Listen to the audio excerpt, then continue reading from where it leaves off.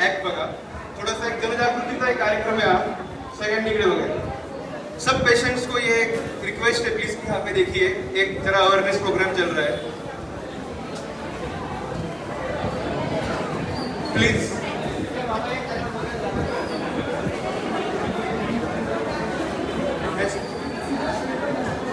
नमस्कार, सुप्रभात, good morning. माझं नाव निनाद खैरनार आणि आम्ही सगळे थर्ड इयर MBBS चे स्टुडंट्स आहोत। आता आम्ही तुमच्या समोर एक स्किट प्रेझेंट करणार आहोत। The world is bright and the vision is important. नागरिकांमध्ये ग्लॉकोमाबाबत जनजागृती करण्यासाठी दरवर्षी 12 ते 18 मार्च या कालावधीमध्ये जागतिक ग्लॉकोमा सप्ताह या वर्ल्ड ग्लॉकोमा वीक हा साजरी करण्यात येतो।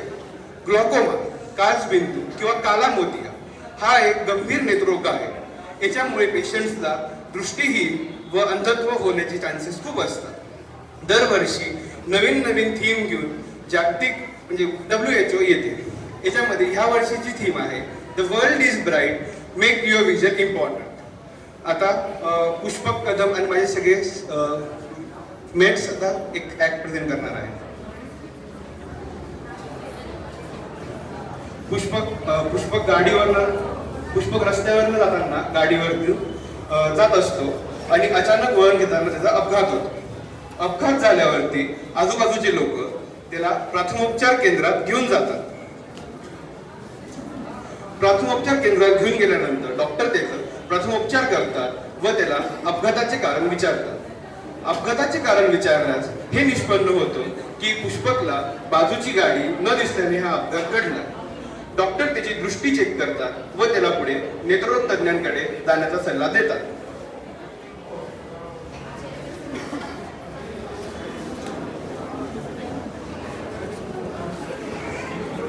क्या नाम है आपका? मेरा नाम पुष्पक कदम। क्या तकलीफ है आपको? 2 दिन पहले मेरा गाड़ी से एक्सीडेंट हुआ था। मुझे साइड से आती गाड़ी नजर नहीं आई। गाड़ी चलाते हुए कुछ चक्कर आने की ऐसा कुछ याद है आपको? नहीं, मुझे ऐसा कुछ तो नहीं हुआ था, बस मुझे साइड से गाड़ी आती हुई गाड़ी नजर नहीं आई। आपको इसके पहले कुछ आंखों की तकलीफ? हाँ, मुझे थोड़ी तकलीफ तो थी। मुझे ऐसी अपनी आंखें ऐसे भारी भारी लगती थी, लेकिन मुझे लगा नींद पूरी ना होने की वजह से वैसा हो रहा है, तो मैंने उसे नजरअंदाज कर दिया। ठीक है, हम कुछ टेस्ट करते हैं। तो जैसा कि आप सब लोगों ने सुना, ये हमारे पेशेंट को टनल विजन हो रहा था, यानी कि उसे सीधे देखने में कोई तकलीफ नहीं थी, लेकिन उसकी आजू बाजू की नजर कमजोर होती जा रही थी। और पेशेंट ने ये भी कहा कि कैसे डोळे जड़ पड़त होते। ये सब हमें ग्लॉकोमा नामक एक बीमारी में देखने को मिलता है। ये बीमारी टाली भी जा सकती है अगर आपने यही लक्षणों को अनदेखा ना किया जैसे कि ये पेशेंट ने किया। इसीलिए मैं आप सबको यही बोलना चाहूंगी कि 40 साल की उम्र होने के बाद या तो 6 महीने के अंदर या कम से कम 1 साल के अंदर आप सब अपनी आंखों की जांच करवाते रहिए, वरना ये पेशेंट की जगह आप में से कोई भी हो सकता है।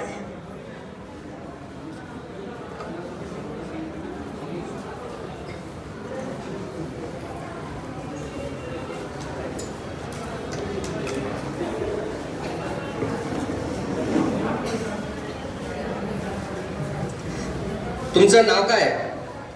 माझं नाव चेतन सोपन कवडे आहे डॉक्टर साहेब। तुम्हाला त्रास काय होतो? डॉक्टर साहेब, 2 आठवड्यापासून माझं डोकं दुखत आहे, डोळे जड पडले आणि काही बघायला गेलो तर माझ्या डोळ्यासमोर अंधार येतोय। तुम्हाला इथे ही लाईट दिसतीये का चांगल्याने? हो, लाईट दिसतीये, पण लाईटच्या आजूबाजूला मला वेगवेगळे रंग दिसत आहे। ठीक आहे, तुम्हाला तुमचा चष्म्याचा नंबर माहित असेल का? चष्म्याचा नंबर नाही माहित, पण चष्म्याचा नंबर सारखा बदलतोय माझा। जसं तुम्ही सगळ्यांनी ऐकलं, या पेशंटला डोकं दुखत होतं, त्याचे डोळे जड पडत होते आणि जेव्हा तो लाईटकडे पाहत होता त्याला त्याचे अवतीभोवती रंग दिसत होते आणि त्याचा चष्मेचा नंबर काही महिन्यामध्ये वाढलेला आहे। हे आपल्याला ग्लॉकोमा किंवा काचबिंदू हे डिसीजमध्ये होतं। हे आता हे जे पेशंट आहे, तुम्ही आता जसं हे लवकर आपण तपासणी केली तर याला आपण थांबवू शकतो। हे आपल्या भारतामधलं लीडिंग कॉज आहे आपले नजरे कमजोर होण्याचा।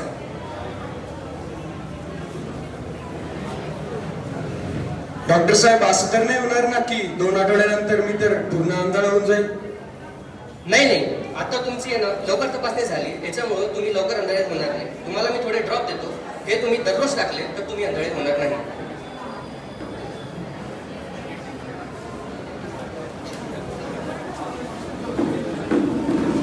तर आत्ताच आपण सर्वांनी काचबिंदू काय असतं याच्याबद्दल बघितलं. काचबिंदू थोडक्यात काय असतं तर आपल्या डोळ्यात जो ताण असतो तो मर्यादेपेक्षा जास्त वाढणं. तर आता याची कारणं आपण बघूयात. काचबिंदूची कारणे. काचबिंदू हे सहसा वयामुळे होते. जर हा सहसा वृद्धांमध्ये होतो. ज्यांचे वय 40च्या वर आहे त्यांना काचबिंदू होऊ शकतो आणि 60 नंतर हा धोका जास्त लक्षणीय आहे.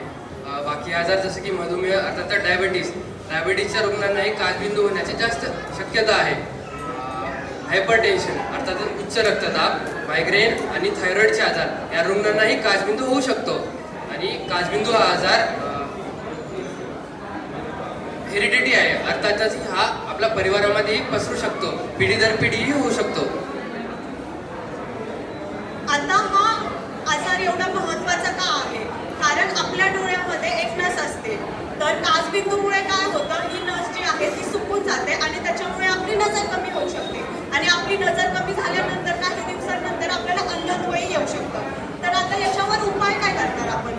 तर ज्यांचं वय 40 पेक्षा जास्ती आहे, ज्यांना मधुमेह आहे, ज्यांना रक्तदाब किंवा इतर त्रास आहे, त्यांनी किमान वर्षातून एकदा तरी आपल्या डोळ्यांची तपासणी करायला पाहिजे. तर तपासणी कुठली कुठली करायची?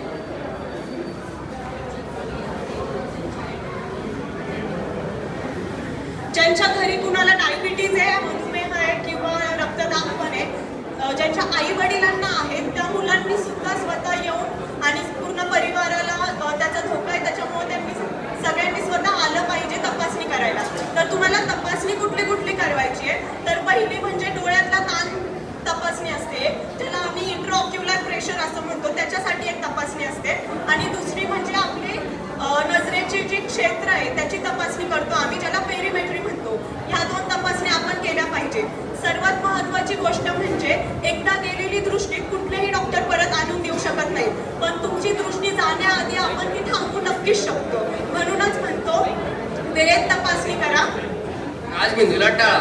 आणि जर आपल्या परिवारामध्ये आपल्या वडिलांनाही काचबिंदू असेल तर आपणही तपासणी केली पाहिजे, कारण की आपल्यालाही काचबिंदू होऊ शकतो.